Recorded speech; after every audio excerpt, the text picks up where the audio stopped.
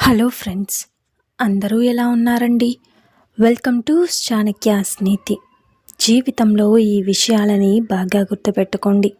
ఏంటి అంటే, ఒకసారి కుండను ఎవరో అడిగారట, నువ్వు ఎలాంటి పరిస్థితుల్లో అయినా సరే చల్లగా ప్రశాంతంగా ఉంటావు కదా, అది ఎలా సాధ్యమని.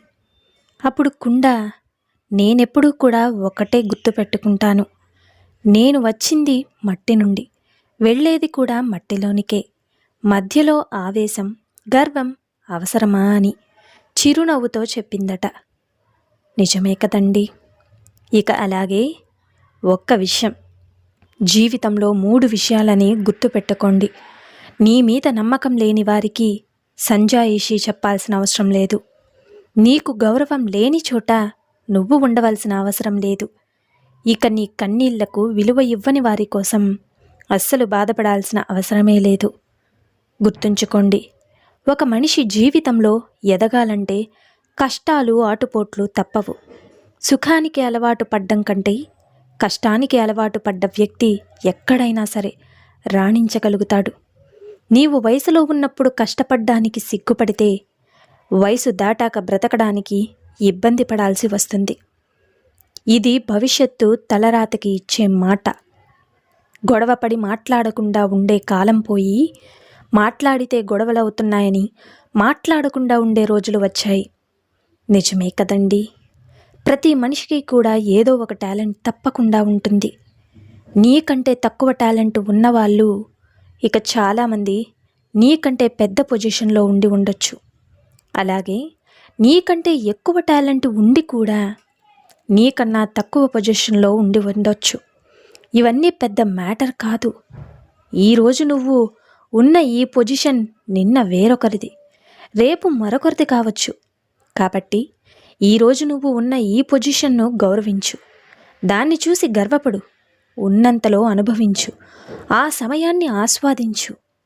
ఎదుటివారి తప్పొప్పులను నవ్వుతూ భరించినంతకాలం ఇక ఎప్పుడూ కూడా మంచివాళ్లమే. ఎప్పుడైతే తప్పును తప్పని చెప్పి సరిచెయ్యాలని చూస్తామో అప్పుడే మనలో మనకి తెలియని లోపాలు వెతికి మరీ ప్రపంచానికి మరో రకంగా పరిచయం చేస్తారు ఈ జనాలు. అప్పటి వరకు మనం చూసిన ప్రేమానురాగాలన్నీ కూడా మరుగున పడిపోతాయి. గుర్తుంచుకోండి, ఇదే నేటి మనుషుల తీరు. భార్య గయ్యాలిగా ఉందంటే అది భర్త ప్రవర్తన బట్టి ఉంటుంది. కుటుంబాన్ని పట్టించుకోకుండా చెడు వ్యసనాలకు బానిసైన వారు భార్యకు సరిపడా ప్రేమను పంచలేకపోతేనే భార్య అలా ప్రవర్తిస్తుంది. భర్త ప్రేమగా చూసుకుంటే ఏ భార్య కూడా గయ్యాలవ్వదుగా. అమ్మలా మారి నీకు రెట్టింపు ప్రేమని పంచుతుందని గుర్తుపెట్టుకో. భార్య భర్తను తిట్టేది బాధతోనే కానీ పని పాట లేకో భర్తతో సాధించాలనో కాదు. తనలోని ఆవేదనని ఎవ్వరికీ చెప్పుకోలేక, భర్త కూడా అర్థం చేసుకోలేకపోతే ఆ బాధలో ఏదో అంటుంది. ఇద్దరూ మధ్య అర్థం చేసుకునే గుణం ఉంటే చాలు, జీవితం సాఫీగా సాగిపోతుంది. అర్థమైంది కదండి. దూరం చేసుకోవాల్సిన 5 అలవాట్లు ఏంటో మీకు తెలుసా? 1, అందరి దగ్గర సహాయం కోసం చేతులు చాచడం. 2, జీవితంలో వచ్చే మార్పులకి భయపడ్డం. 3, గతం మిగిల్చిన చేదు జ్ఞాపకాల్లో జీవించడం. 4, మనల్ని మనమే తక్కువ చేసి చూసుకోవడం. 5, ఎప్పుడూ కూడా చిన్న విషయాన్ని కూడా అతిగా ఆలోచించడం. గుర్తుంచుకోండి. అలాగే ఎప్పుడూ కూడా ఆడది సంతోషంగా బ్రతకడానికి ఆస్తులు అంతస్తులు అవసరం లేదు. భర్త అనేవాడు పక్కన ఉంటే చాలు. కష్టసుఖాల్లో కలిసి పాలు పంచుకుంటూ ఎలాంటి కష్టం వచ్చినా నేను నీకున్నానని భరోసా ఇచ్చే భర్త తన పక్కన ఉండే ఆడదానికి ఇంకేమీ అక్కర్లేదు. జీవితాంతం సంతోషంగా గడిపేస్తుంది. భర్త ప్రేమ లేని ఆడది బ్రతుకుతుంది, కానీ బ్రతుకుతున్నంత కాలం జీవోత్సవంలా బ్రతుకుతుంది. ఇక తన కోసం కాదు, తన పిల్లల కోసం బ్రతుకుతుంది.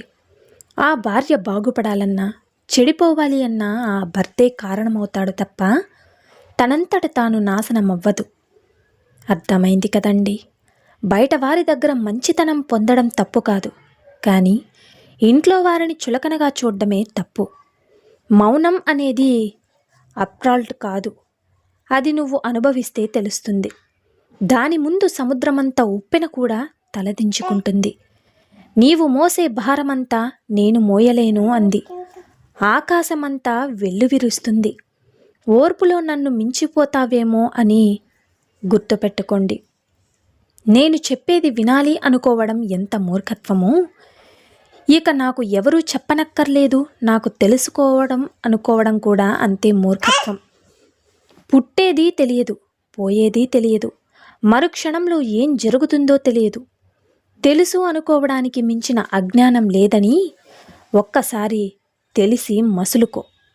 జీవితంలో ఒక్క విషయాన్ని గుర్తుపెట్టుకో. అమ్మ ఉన్నంత వరకు ఆకలి విలువ తెలియదు, నాన్న ఉన్నంత వరకు బాధ విలువ తెలియదు.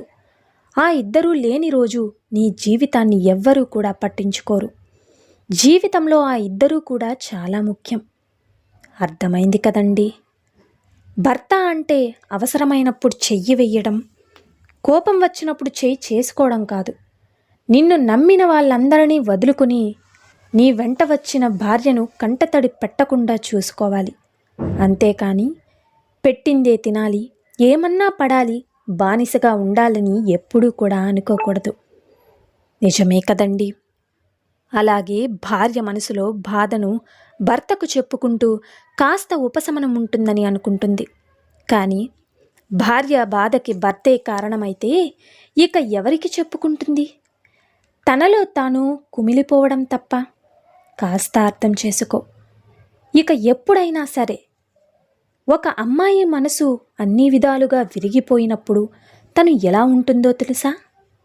1 నవ్వడం ఆపేస్తుంది, 2 ఎదుటి వారిని నమ్మడం ఆపేస్తుంది, ఇక 3వది మన అనుకున్న వాళ్ళకి దూరంగా వెళ్ళిపోతుంది, 4 ఒంటరితనాన్ని నేర్చుకుంటుంది, ఇక 5 ఇంక ఎలా అయినా సరే అందరికీ సమాధానం చెప్పాలని గట్టిగా నిర్ణయించుకుంటుంది. నీ కోసం ఎదురు చూసే మనిషిని 1 గంట, 1 పూట, 1 రోజు నిర్లక్ష్యం చేయి, తప్పులేదు. అదే పనిగా రోజు నిర్లక్ష్యం చేస్తూ ఉన్నావంటే ఏదో ఒక రోజు నువ్వు పిలిచినా పలకనంత దూరం వెళ్ళిపోతారు. గుర్తుంచుకోండి, కొంతమంది ఇతరులను మాట అనే ముందు ఆలోచించరు. ఆ మాట వల్ల ఎదుటివారి మనసు ఎంత గాయపడుతుందో ఆలోచించరు. అనుభవించేవారికే తెలుస్తుంది ఆ గాయాల లోతు. వారు అనుభవిస్తే తెలుస్తుంది ఆ మాట భారం. ఏదో ఒకరోజు ఖచ్చితంగా అనుభవిస్తారు. మన ఇంటి ఆడపిల్ల సుఖంగా ఉండాలని కోరుకుంటాం, కానీ ఇక మన ఇంటికి వచ్చిన ఆడపిల్లని హింస పెడతాం. ఇదేనా మన సంస్కారం? మన కోసమే వచ్చిన అమ్మాయి కూడా మరో ఇంట ఆడపిల్లేగా. నిజమే కదండి? అమ్మాయి మనసు చాలా సున్నితం. వాళ్ళని నువ్వు ప్రేమగా చూసుకుంటే తను నీకు మరో తల్లిగా ప్రేమగా చూసుకుంటుందని గుర్తుపెట్టుకో. పరాయి పురుషులతో సంబంధం ఉన్న స్త్రీ భర్త జీవితాన్ని నాశనం చేస్తుంది. భర్త బతికుండగానే నరకం చూపిస్తుంది. కొంతమంది మగవారు కూడా అంతే. నిజమే కదండి? సో చూశారు కదా ఇవాల్టి వీడియో. ఈ వీడియో మీకు నచ్చిందని అనుకుంటున్నాను. నచ్చితే చిన్న లైక్ చేసి మన ఛానల్ ఎవరైనా స్టార్టింగ్ చూస్తుంటే సబ్స్క్రైబ్ చేసి సపోర్ట్ చేయండి ఫ్రెండ్స్. ఇలాంటి చాణక్య నీతి మరిన్ని మోటివేషనల్ వీడియోస్ మీకు నోటిఫికేషన్ రూపంలో రావాలంటే పక్కనున్న బెల్ సింబల్ని క్లిక్ చేయండి. Thank you for watching friends. రేపటి వీడియోలో చాణక్యులు గారు ఏ మంచి మాటలను, ఏ మంచి సూక్తులను మనకి చెప్పబోతున్నారన్నది మనం రేపటి వీడియోలో అయితే తెలుసుకుందాం.